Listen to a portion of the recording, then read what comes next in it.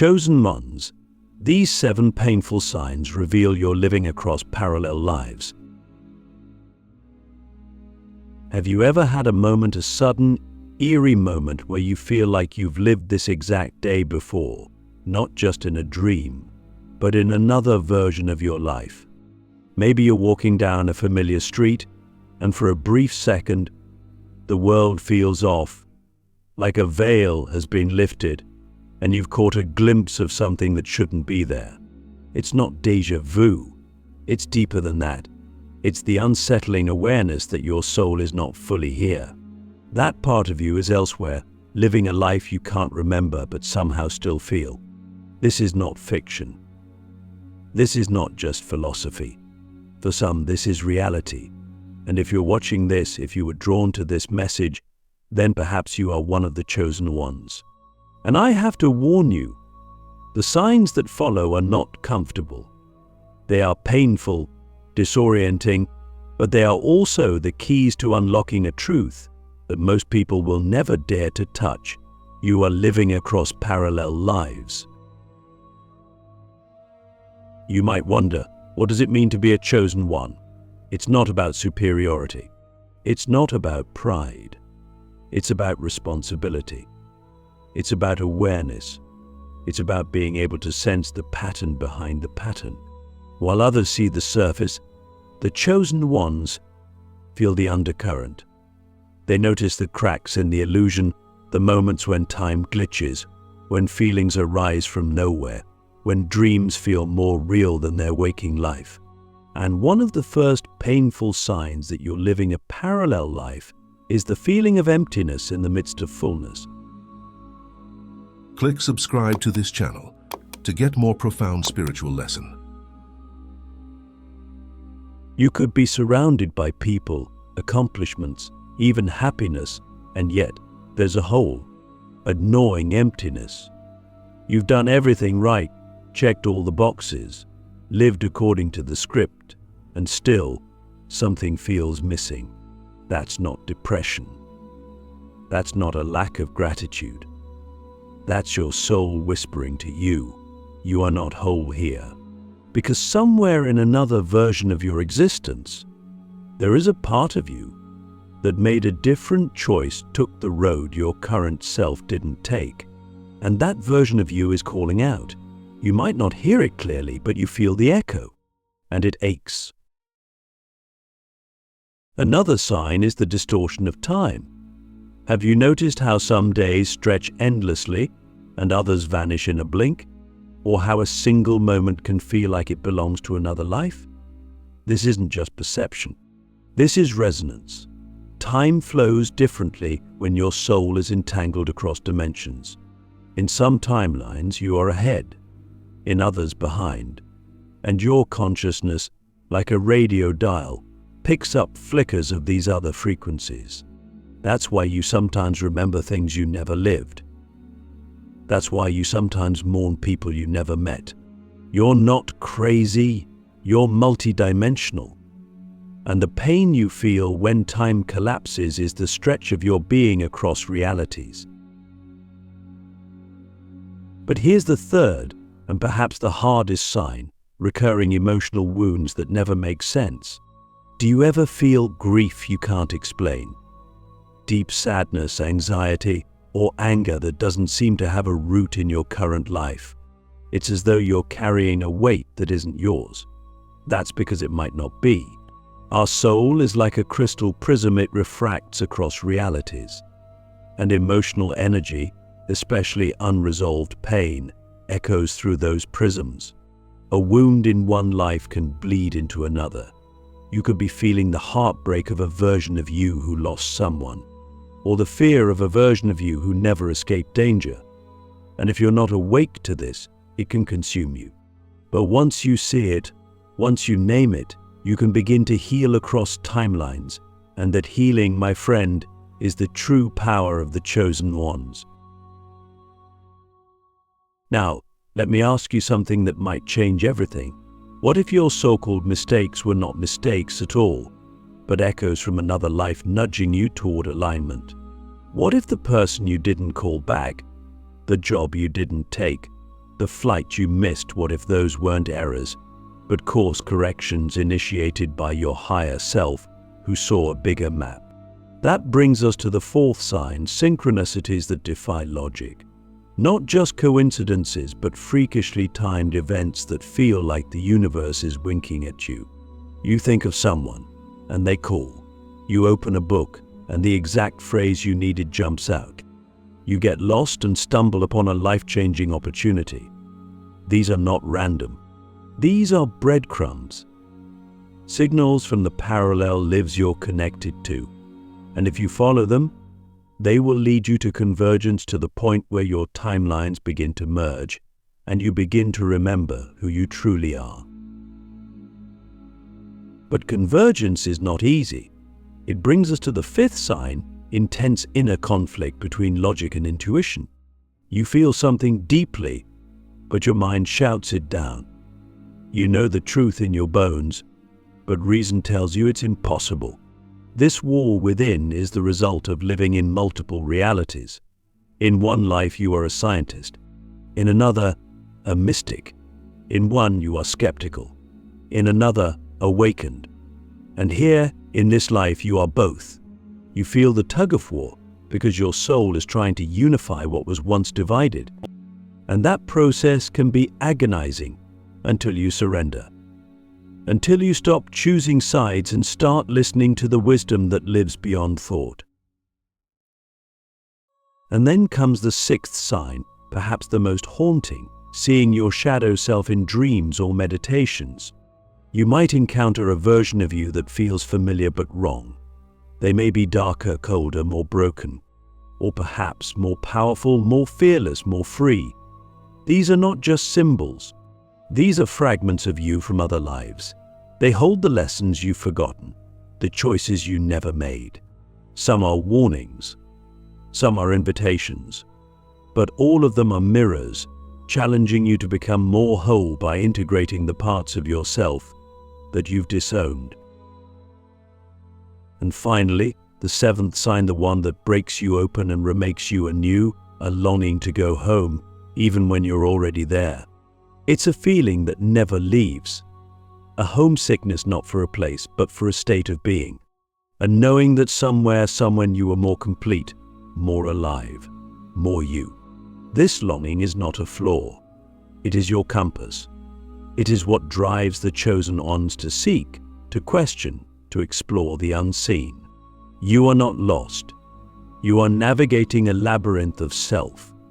And every painful sign you've experienced is a breadcrumb leading you back not to who you were, but to who you've always been across all worlds.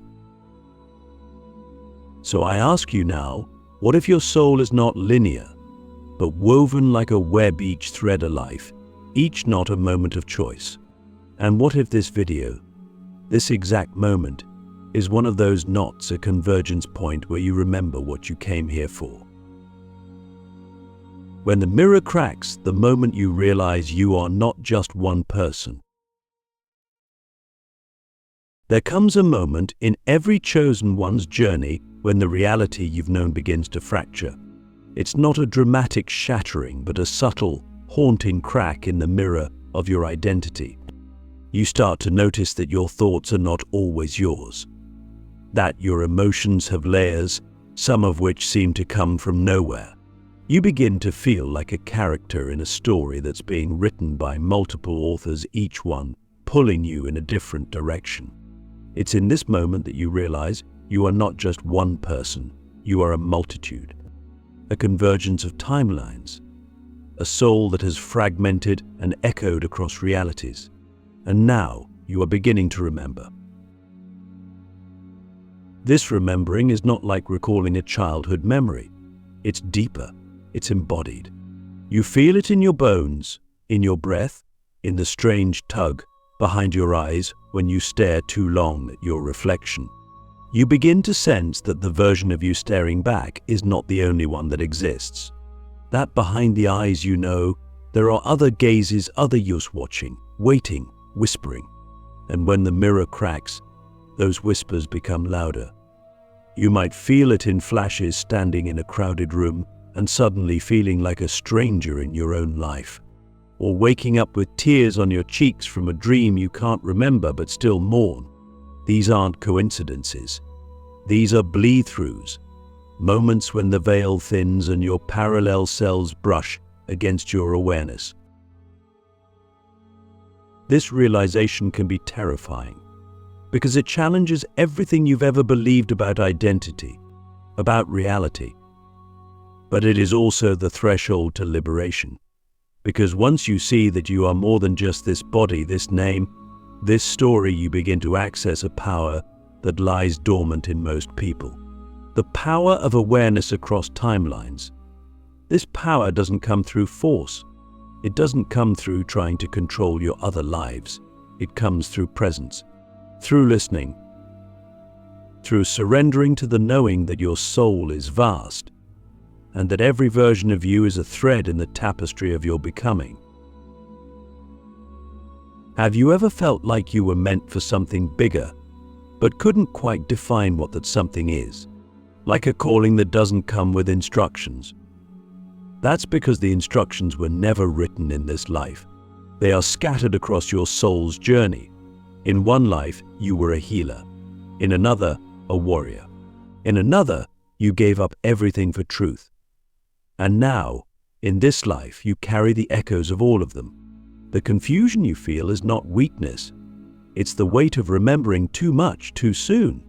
But there is purpose in this fragmentation, because only by experiencing the fracture can you long for wholeness. And here's where the true mystery lies. Some of the people you meet, those strange connections, those instant bonds or inexplicable tensions, they may not be strangers at all. They may be counterparts from your parallel lives, souls with whom you've danced through countless realities. You recognize them not with your mind, but with your soul. A look, a touch, a shared silence, and suddenly you remember lifetimes in a moment. These connections are sacred. They are mirrors showing you who you are beyond this skin. And sometimes they are the catalysts that trigger your awakening. But not all mirrors are kind. Some show you what you've tried to forget. The shadow selves. The versions of you who were lost, corrupted, or broken. And when you see them in your dreams, your meditations, or even in the behavior patterns you can't seem to shake, it hurts. It really hurts. But pain is the teacher of the soul. These fragments are not here to haunt you. They are here to be reclaimed, to be seen, loved, and integrated. Because the truth is, there is no version of you that is unworthy of your love. There is no path you've walked that is not worthy of redemption. So I ask you, what if the real journey of enlightenment is not about escaping this world, but about remembering every world your soul has ever touched? What if your healing isn't about becoming something new, but about embracing everything you've ever been? The mirror is cracking because your higher self is calling you home, not to a place but to a state of being where all versions of you can finally meet, speak, and merge. Where the warrior can forgive the healer, where the lost child can hold hands with the wise elder, where your fragmented soul can become a chorus singing in harmony rather than chaos. And when that happens, when the mirror finally shatters, you won't be afraid.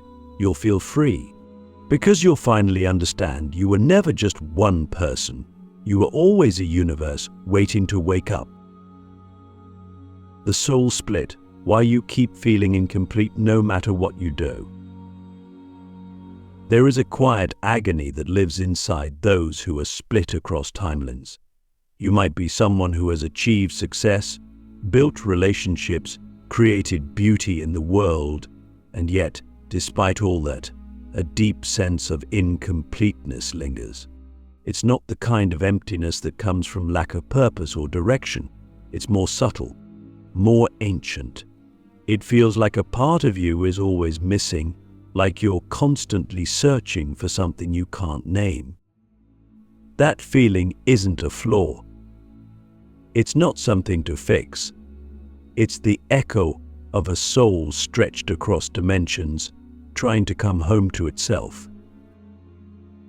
You see, when your soul incarnates across parallel lives, each version of you carries a piece of the whole.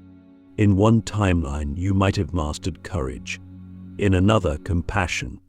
In yet another, you might have explored the depths of shadow or the heights of light. But when you are not conscious of your multidimensional nature, you feel incomplete in every life. You sense that something is missing, but you don't know where to look. And so you chase things, people, goals, distractions, hoping they will fill the void. But they never do, because what you're really searching for is yourself, the missing pieces, the other yos. This soul-splitting begins when we make soul-level choices to experience polarity, light and dark, joy and pain, action and stillness. The universe doesn't just teach through contrast, it teaches through multiplicity. While your current self goes through one set of lessons, another version of you may be learning the opposite. And the tension between those paths creates the longing you feel, the hunger to be complete, the craving to be understood, the ache to return to something you can't quite remember. But here's the secret: that ache is not a curse. It's your compass.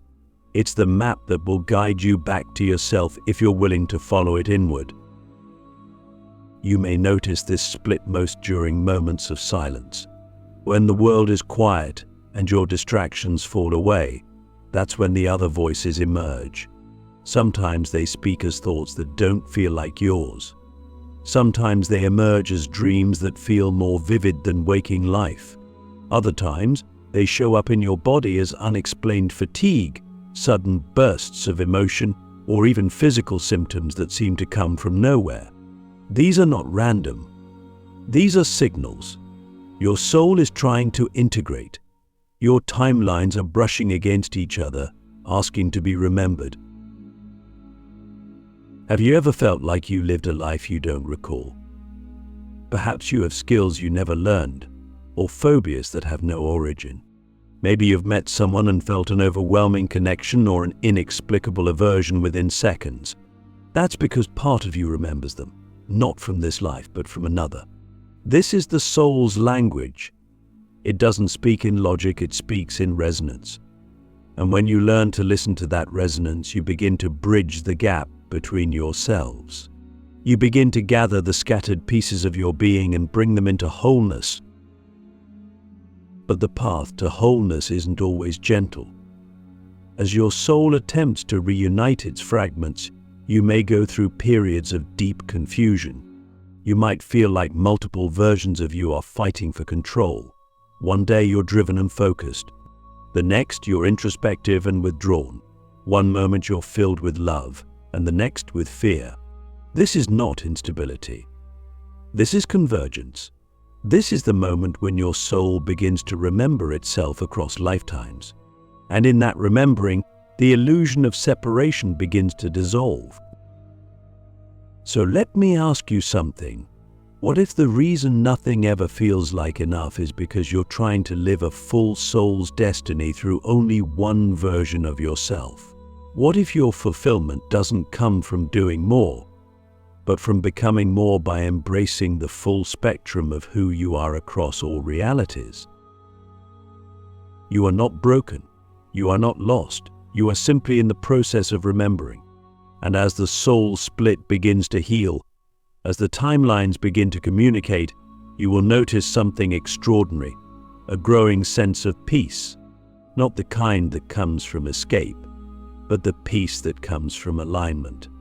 You'll start to feel more whole, not because your life is perfect, but because your being is no longer at war with itself. The voices in your mind will soften, the ache in your heart will ease, and the longing will transform not into absence, but into presence. You will begin to feel yourself as a soul that is vast, ancient, and unified.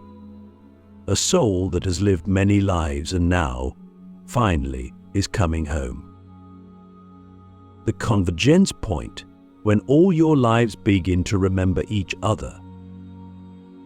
There is a moment silent, sacred when the storm of your soul begins to settle. After the ache, the confusion, the longing, something shifts. It's not loud. It doesn't come with fireworks or fanfare. It comes in the form of stillness, a breath, a realization that the pieces of you that once felt scattered, broken, or forgotten are slowly finding each other. You feel it in the quiet moments first, those pauses in between thoughts, the seconds between your inhale and exhale. It's there that the convergence begins, and once it starts, nothing in your life will ever be the same. When your parallel lives begin to remember each other, you start to notice that the world itself becomes more alive. Synchronicities increase. Time begins to flow differently. You say something out loud, and the universe answers back through a stranger, a symbol, a sudden change in the wind. You feel less like a passenger in your life and more like a co-creator. You understand that every choice you make is not just affecting this moment, but rippling across dimensions. You see how your healing in this life sends waves of light into timelines where you once suffered. And that is where the true magic begins, not in escaping your pain, but in transforming it into power. You begin to live less from reaction and more from remembrance. You start to act not out of habit or fear, but from knowing. A deep, cellular knowing that you have been here before and you chose this convergence. You chose to awaken at this time in this life because your soul was ready to unify. You were ready to become the bridge between your lives. And as you walk that path, you start to feel more compassion for yourself. You stop judging your past. You stop fearing your future, because you understand that everything was part of the design.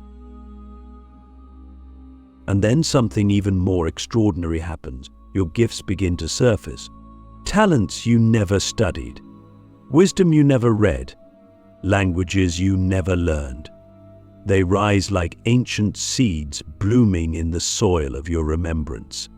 You might feel drawn to practices or places that seem foreign yet familiar. You might begin to speak or write in ways that surprise even you. That's not imagination. That's integration. It's the awakening of your soul's memory. The most powerful sign that convergence is happening is the feeling of coming home within yourself. You no longer seek completion in others. You love them, yes. You connect, yes. But you do not need them to fill your emptiness, because that emptiness is gone, replaced by a quiet fullness, a sense of being whole, even while still becoming. You are no longer defined by your wounds. You are defined by your capacity to heal not just this life, but all of them.